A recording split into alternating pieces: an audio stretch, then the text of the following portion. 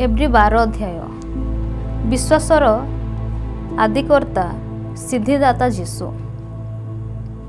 अतएव एडे बृहत मेलातुल्य साक्षी मानक द्वारा बेष्टित हेबारु आस आम्भे माने प्रत्येक भार ओ सहजरे बेष्टनकारी पाप परित्याग करी विश्वासर नेता ओ सिद्धदाता जीशु को लक्ष्य करी धैर्य सहकारे आम्भ मानकर गंतव्य पथरे धावमान हेउ। से आपणा सम्मुखस्थ आनंद निमंते अपमान तुच्छ ज्ञान करी धैर्य सह क्रूस्य मृत्युभोग कले। पुणी ईश्वरଙ୍କ सिंहासन दक्षिण पार्श्वरे उपविष्ट होइअछन्ति। ईश्वरଙ୍କର अनुशासनर सुफल।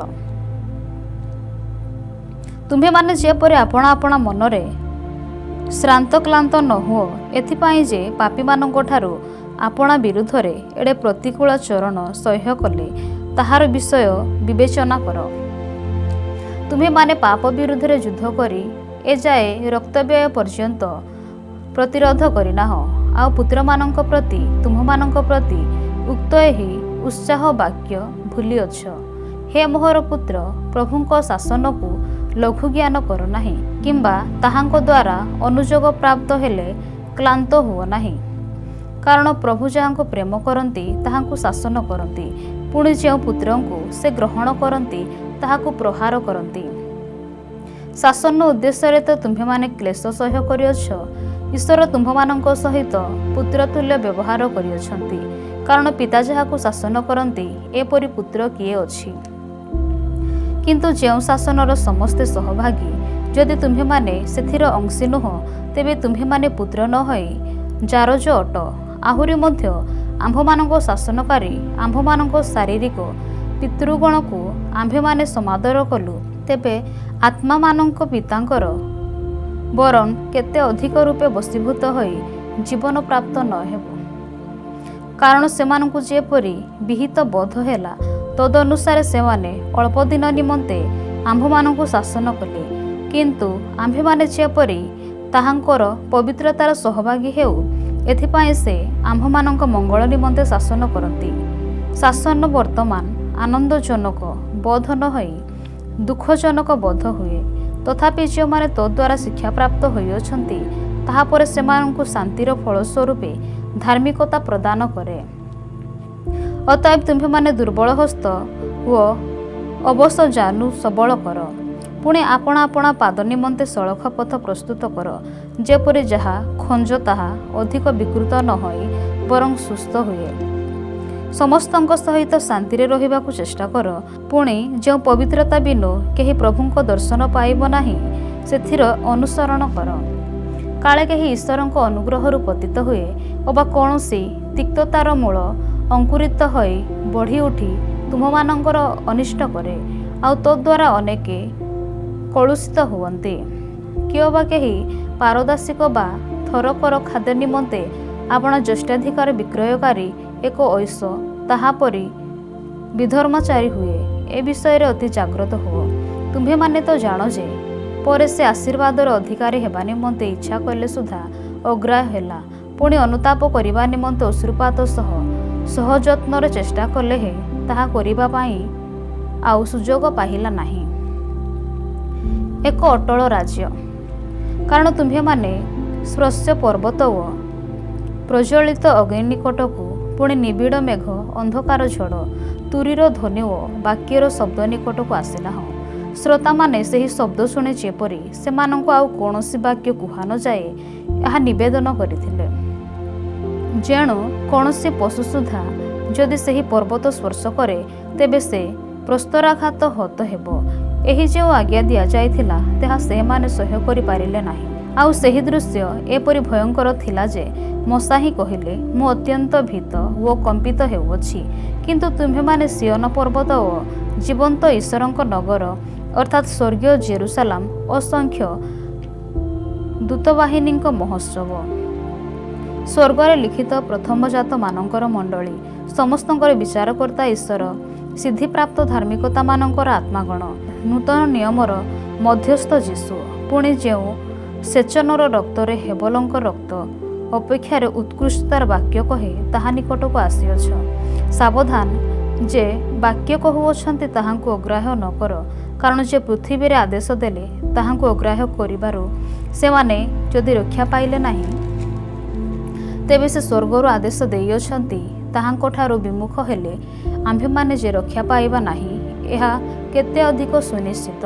ଯେତେବେଳେ ତାହାଙ୍କର ସ୍ୱର ପୃଥିବୀକି ଟଳମଳ କଲା, କିନ୍ତୁ ଏବେ ସେ ପ୍ରତିଜ୍ଞା କରି କହିଅଛନ୍ତି, ପୁନର୍ବାର ଆମ୍ଭେ ଯେ କେବଳ ପୃଥିବୀକୁ କମ୍ପାଇବା ତାହା ନୁହେଁ, ମାତ୍ର ଆକାଶରୁ ସୁଦ୍ଧା କମ୍ପାଇବା। ପୁନର୍ବାର ବୋଲି କହିବା ଦ୍ୱାରା ଏହା ବୁଝାଯାଏ ଯେ ଅଟଳ ବିଷୟକୁ ରହିବା ନିମନ୍ତେ ଟଳମଳ ବିଷୟ ଅର୍ଥାତ୍ ସ୍ପଷ୍ଟ ବିଷୟ ସ୍ୱରୂପ ପରିବର୍ତ୍ତନ ହେବ। ଅତଏବ ଅଟଳ ରାଜ୍ୟ ପ୍ରାପ୍ତ ହେବାରୁ ଆସ ଆମ୍ଭେମାନେ କୃତଜ୍ଞ ହୋଇ ଭୟ ଓ ଭକ୍ତି ସହକାରେ ଈଶ୍ୱରଙ୍କର ସନ୍ତୋଷଜନକ ଉପାସନା କରୁ, କାରଣ ଆମ୍ଭମାନଙ୍କର ଈଶ୍ୱର ଗ୍ରାସକାରୀ ଅଗ୍ନି ସ୍ୱରୂପ। ଏବ୍ରୀ 13 ଅଧ୍ୟାୟ। ଈଶ୍ୱରଙ୍କ ସନ୍ତୋଷଜନକ ବଳି ସମୂହ। ଭାତୃପ୍ରେମ ସ୍ଥିର ହୋଇଥାଉ। ଆତିଥ୍ୟ ସତ୍କାର ନ ପାସର, ଯେଣୁ ତଦ୍ୱାରା କେହି କେହି ଅଜ୍ଞାତ ସାରରେ ଦୂତମାନଙ୍କୁ ଆତିଥ୍ୟ କରିଅଛନ୍ତି। ଆପଣମାନଙ୍କ ବନ୍ଧୀମାନଙ୍କ ସହବନ୍ଦୀ ସ୍ୱରୂପେ ଜ୍ଞାନ କରି ପୁଣି ନିଜେ ଦେହଧାରୀ ଅଟ ବୋଲି ଜାଣି କ୍ଲେଶ ଭୋଗ କରୁଥିବା ଲୋକମାନଙ୍କୁ ସ୍ମରଣ କର। ବିବାହ ସମସ୍ତଙ୍କ ମଧ୍ୟରେ ଆଦରଣୀୟ ହେଉ ଓ ତାହାଙ୍କର ଶଯ୍ୟାଶୁଚି ହେଉ, କାରଣ ଈଶ୍ୱର ପାରଦାରିକ ଓ ବ୍ୟଭିଚାରୀମାନଙ୍କ ବିଚାର କରିବେ। ଆଚାର ବ୍ୟବହାରରେ ଧନଲଭ୍ୟ ଶୂନ୍ୟ ହୁଅ। ତୁମ୍ଭମାନଙ୍କର ଯାହା କିଛି ଅଛି ସେଥିରେ ସନ୍ତୁଷ୍ଟ ଥାଅ, କାରଣ ସେ ନିଜେ କହିଅଛନ୍ତି, ଆମ୍ଭେମାନେ ତୁମ୍ଭକୁ କେବେହେଁ ଛାଡ଼ିବା ନାହିଁ, ଆମ୍ଭେ ତୁମ୍ଭକୁ କେବେହେଁ ପରିତ୍ୟାଗ କରିବା ନାହିଁ। ଅତଏବ ଆମ୍ଭେମାନେ ସାହସପୂର୍ବକ କହିପାରୁ, ପ୍ରଭୁ ମୋହର ସହାୟ, ମୁଁ ଭୟ କରିବି ନାହିଁ। ମନୁଷ୍ୟ ମୋହର କ'ଣ କରିବ? ଯେଉଁମାନେ ତୁମ୍ଭମାନଙ୍କୁ ଈଶ୍ୱରଙ୍କ ବାକ୍ୟ କହିଥିଲେ, ତୁମ୍ଭମାନଙ୍କର ଏପରି ନେତାମାନଙ୍କୁ ସ୍ମରଣ କର। ସେମାନଙ୍କର ଜୀବନଯାତ୍ରାର ଶେଷ ଗତି ପ୍ରତି ଦୃଷ୍ଟି ରଖ। ସେମାନଙ୍କର ବିଶ୍ୱାସର ଅନୁକାରୀ ହୁଅ। ଖ୍ରୀଷ୍ଟ ଯୀଶୁ କାଲି, ଆଜି ଓ ଚିରକାଳ ସମାନ ଅଟନ୍ତି। ବିବିଧ ଓ ବିପରୀତ ପ୍ରକାର ଶିକ୍ଷାରେ ବିଚଳିତ ନ ହୁଅ, କାରଣ ଖାଦ୍ୟ ପଦାର୍ଥ ଦ୍ୱାରା ନୁହେଁ, ମାତ୍ର ଅନୁଗ୍ରହ ଦ୍ୱାରା ହୃଦୟରେ ସ୍ଥିରୀକୃତ ହେବା ଭଲ। ଯେଉଁମାନେ ଖାଦ୍ୟଦ୍ରବ୍ୟ ପ୍ରଥା ପାଳନ କରନ୍ତି, ସେମାନଙ୍କର କିଛି ଲାଭ ହୋଇନାହିଁ। ଯେଉଁ ଯଜ୍ଞବେଦୀର ସାମଗ୍ରୀ ତମ୍ବୁର ଉପାସକମାନଙ୍କର ଭଜନ କରିବା ନିମନ୍ତେ ଅଧିକାର ନାହିଁ, ଆମ୍ଭମାନଙ୍କର ଏପରି ଏକ ଯଜ୍ଞବେଦୀ ଅଛି। କାରଣ ଯେଉଁ ସବୁ ପଶୁର ରକ୍ତ ପାପାର୍ଥକ ବଳି ସ୍ୱରୂପେ ମହାଯାଜକଙ୍କ ଦ୍ୱାରା ମହାପବିତ୍ର ସ୍ଥାନକୁ ଅଣାଯାଏ, ସେହି ସବୁ ପଶୁର ଶରୀର ଛାଉଣିର ବାହାରେ ଦଗ୍ଧ ହୁଏ। ଏଥିସକାଶେ ଯୀଶୁ ମଧ୍ୟ ଆପଣା ରକ୍ତ ଦ୍ୱାରା ଯେପରି ଲୋକଙ୍କୁ ପବିତ୍ର କରନ୍ତି, ଏଥିପାଇଁ ନଗର ଦ୍ୱାରର ବାହାରେ ମୃତ୍ୟୁଭୋଗ କଲେ। ଅତଏବ ଆସ ଆମ୍ଭେମାନେ ତାହାଙ୍କ ପରି ନିନ୍ଦା ସହ୍ୟ କରି ଛାଉଣିର ବାହାରେ ତାହାଙ୍କ ନିକଟକୁ ଯାଉ। କାରଣ ଏଠାରେ ଆମ୍ଭମାନଙ୍କର ଚିରସ୍ଥାୟୀ ନଗର ନାହିଁ, କିନ୍ତୁ ଆମ୍ଭେମାନେ ଆଗାମୀ ନଗରର ଅନ୍ୱେଷଣ କରୁଅଛୁ। ଏଣୁ ଆସ ତାହାଙ୍କ ଦ୍ୱାରା ଆମ୍ଭେମାନେ ଈଶ୍ୱରଙ୍କ ଉଦ୍ଦେଶ୍ୟରେ ପ୍ରଶଂସାରୂପ ବଳି ଅର୍ଥାତ୍ ତାହାଙ୍କ ନାମ ସ୍ୱୀକାରକାରୀ ଓଷ୍ଠାଧର ଫଳ ନିତ୍ୟ ଉତ୍ସର୍ଗ କରୁ। ପରୋପକାର ଓ ଦାନ କରିବାକୁ ପାସର ନାହିଁ, କାରଣ ଏପରି ବଳିରେ ଈଶ୍ୱରଙ୍କ ପରମ ସନ୍ତୋଷ।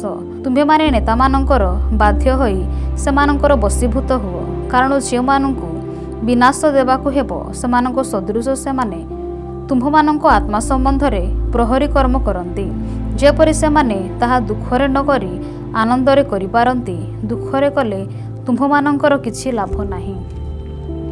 ଆମ୍ଭମାନଙ୍କ ନିମନ୍ତେ ପ୍ରାର୍ଥନା କର, କାରଣ ଆମ୍ଭମାନଙ୍କର ବିଶ୍ୱାସ ଯେ ଆମ୍ଭମାନଙ୍କର ସୁବିବେକ ଅଛି, ଯେଣୁ ସମସ୍ତ ବିଷୟରେ ସଦାଚରଣ କରିବାକୁ ଆମ୍ଭେମାନେ ଇଚ୍ଛା କରୁଅଛୁ। ଆଉ ମୁଁ ଯେପରି ଶୀଘ୍ର ତୁମ୍ଭମାନଙ୍କ ନିକଟରେ ଉପସ୍ଥିତ ହୋଇ ରହିବି, ଏ ନିମନ୍ତେ ପ୍ରାର୍ଥନା କରିବାକୁ ତୁମ୍ଭମାନଙ୍କୁ ବିଶେଷ ଭାବରେ ଅନୁରୋଧ କରୁଅଛି। ଶେଷ ଆଶିଷ। ଯେଉଁ ଶାନ୍ତିଦାତା ଈଶ୍ୱର ଅନନ୍ତ କାଳସ୍ଥାୟୀ ନିୟମର ରକ୍ତ ହେତୁ ପ୍ରଧାନ ମେଷପାଳକ ଅର୍ଥାତ୍ ଆମ୍ଭମାନଙ୍କର ପ୍ରଭୁ ଯୀଶୁଙ୍କୁ ମୃତ୍ୟୁମାନଙ୍କ ମଧ୍ୟରୁ ଫେରାଇ ଆଣିଲେ, ତାହାଙ୍କ ଦୃଷ୍ଟିରେ ଯାହା ସନ୍ତୋଷଜନକ ତାହା ସେ ଆମ୍ଭମାନଙ୍କ ଅନ୍ତରରେ ଯୀଶୁଖ୍ରୀଷ୍ଟଙ୍କ ଦ୍ୱାରା ସମ୍ପନ୍ନ କରି ତାହାଙ୍କର ଇଚ୍ଛା ସାଧନ କରିବାକୁ ତୁମ୍ଭମାନଙ୍କୁ ପ୍ରତ୍ୟେକ ସତ୍କର୍ମରେ ସିଦ୍ଧ କରନ୍ତୁ।